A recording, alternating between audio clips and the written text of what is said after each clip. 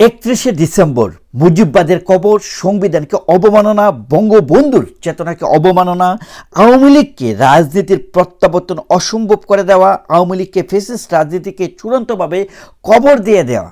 অন্যদিকে 20 তারিখ ডোনাল্ড ট্রাম্পের দায়িত্ব গ্রহণ, 27 তারিখ ইন্ডিয়াতে আগমন, সকল কিছু মিলিয়ে প্রধানমন্ত্রী শেখ হাসিনার জন্য একটি উইন উইন সিচুয়েশনে দাঁড়িয়ে যাচ্ছে। বন্ধুরা, যে বিশৃঙ্খলাগুলো সৃষ্টি হচ্ছে সেটা নিয়ে কথা বলবো, আমাদের সাথে থাকুন। খুবই ইম্পর্টেন্ট একটি সেশন দিতে যাচ্ছে আপনাদেরকে, খেয়াল করে দেখুন। উইথ এক্সাম্পল আপনাদেরকে ধরিয়ে দেব, এই 31শে ডিসেম্বর তারা যেটা করতে যাচ্ছে সেটা কখনোই বাস্তব রূপ নেবে না। সেটার জন্য আমি প্রথমত আপনাদেরকে যে বিষয়টা বলি, যে শফিকুল আলম, যে কিনা অন্তর্বর্তীকালীন সরকারের যে প্রেস সচিব, সে বলছে যে 31শে ডিসেম্বর যে বিষয়টি নিয়ে আসলে বৈষম্য বিরোধী জাতীয় নাগরিক কমিটি বা অন্তর্বর্তীকালীন সরকারের সাথে যারা যারা সম্পৃক্ত আছে তারা যেই জায়গা থেকে বিষয়গুলো নিয়ে কথা বলছে সেটার সাথে নাকি অন্তর্বর্তীকালীন সরকারের কোনো সম্পর্ক নাই।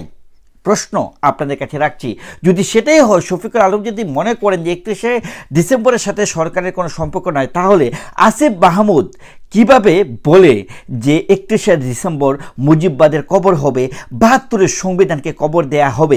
এই কথাটা আসিফ মাহমুদ যদি বলে থাকে, তাহলে প্রেস সচিব শফিকুল আলমকে আমি জিজ্ঞেস করলাম যে আসিফ মাহমুদ কি আপনাদের উপদেষ্টা মণ্ডলীর অংশ নয়?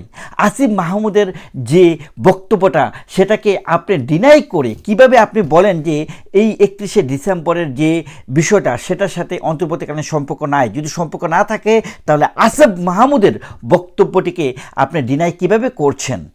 বন্ধুরা, যে বিষয়গুলো এখানে আপনাদের সামনে ফুটিয়ে তুলব, কেন আমি বলছি যে প্রধানমন্ত্রী শেখ হাসিনার জন্য একটি জয় জয়কার সিচুয়েশন হবে, মুজিববাদের জয় জয়কার সিচুয়েশন হবে, সংবিধানের পুনঃপ্রতিষ্ঠা হবে, সেটার ব্যাখ্যা আপনাদেরকে আমি ক্লিয়ার করে দিচ্ছি। এবং আমি খুব পজিটিভলি নিচ্ছি এই 31শে ডিসেম্বরে এই যে ছাত্রদের বা জামাত ইসলামের বা ছাত্র শিবিরের হিজবুত তাহরির যে উদ্যোগটাকে, সেটাকে আমি পজিটিভলি নিচ্ছি এবং বিষয়গুলো আপনাদেরকে ক্লিয়ারলি তুলে ধরবো। বন্ধুরা, হাসনাত আবদুল্লাহর একটি স্ট্যাটাস, যে স্ট্যাটাসে তিনি 3টে দাবি করছেন, আমি প্রথম দাবিটাই আপনাদের সাথে তুলে ধরছি। খেয়াল করে দেখুন যে আওয়ামী লীগ ফ্যাসিস্ট রাজনীতিকে চূড়ান্তভাবে কবর দিতে হবে। দেখুন, আওয়ামী লীগকে কবর দিতে হবে, আওয়ামী লীগের রাজনীতির যে প্রত্যাবর্তন অসম্ভব করে দিতে হবে। মোট কথা হচ্ছে যে আওয়ামী লীগকে নিষিদ্ধ করতে হবে, আওয়ামী লীগের ভবিষ্যৎ রাজনীতি করতে দেয়া হবে না। এই যে তার যে দাবি, 3টা দাবির প্রধান যে দাবিটি সেটা হচ্ছে হাসনাত আবদুল্লাহর এটি যদি তারা করতে যায়, এটা যদি তারা করতে পারে 31শে ডিসেম্বর যদি এই দাবি করে, আমি মনে করি এটা আওয়ামী লীগের জন্য চমৎকার একটি প্লেগ্রাউন্ড ক্রিয়েট করবে তাদের প্রত্যাবর্তনের জন্য। আওয়ামী লীগের প্রত্যাবর্তন, শেখ হাসিনার প্রত্যাবর্তন, দেশে প্রত্যাবর্তনের জন্য একটি গ্রাউন্ড ক্রিয়েট করবে। বন্ধুরা, দ্বিতীয়ত, এই যে তারা মুজিববাদের কবর বলছে, 72 সংবিধানের কবর বলছে, এটা তারা কখনোই পারবে না।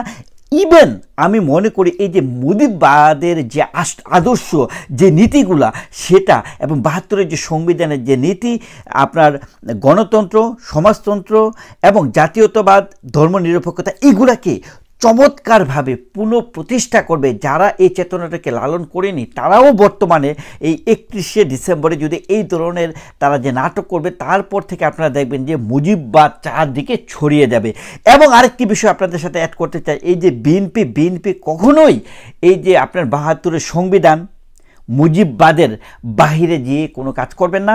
এবং বিএনপি ভালো করে জানে এই অন্তর্বর্তীকালীন সরকার, তারা যদি মুজিববাদের কবর, 72 সংবিধানের কবর, যেটা কিনা তারা জুলাই অগস্টের ঘোষণাপত্রের মাধ্যমে তারা চাচ্ছে যে সংবিধানের উপরে গিয়ে এই জিনিসটাকে এস্টাবলিশ করতে, এটা যদি করে তাহলে বিএনপির অস্তিত্ব শূন্যের কোঠায় চলে যাবে। আর সেই জন্যই বিএনপি প্রধান রাজনৈতিক দলের একটি দল, তারা কখনোই চাইবে না 31শে ডিসেম্বর যে 72-এর সংবিধান, মুজিববাদের খবর, এগুলা কখনোই তারা অ্যাকসেপ্ট করবে না। সো ডিরেক্টলি বোঝাই যাচ্ছে যে 31শে ডিসেম্বর তারা যেটা করতে যাচ্ছে, আমি আগেই ক্লিয়ার করেছি আপনাকে, আমি খুব সংক্ষেপে উইদিন 30 সেকেন্ড বুঝিয়ে দিচ্ছি। দেখুন, প্রথম কাজ হবে তাদের সংবিধান, দ্বিতীয় কাজ হবে মুজিববাদের কবর, তৃতীয়ত মুজিববাদ বলতে তারা সংবিধানকে বুঝিয়ে চাচ্ছে, তৃতীয়ত আওয়ামী লীগের নিষিদ্ধকরণ।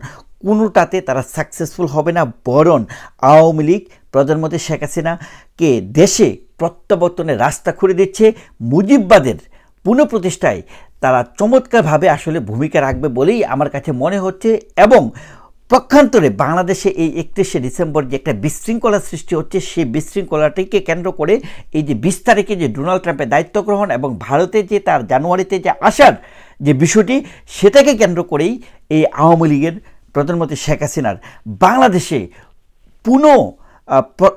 প্রত্যাবর্তনের সুযোগ করে দিয়ে বাংলাদেশের চালিকা শক্তিতে ভূমিকা রাখার অবস্থান গড়ে দেবে। বন্ধুরা, বিষয়টিকে কীভাবে দেখছেন কমেন্টস করে জানাবেন। Thank you so much.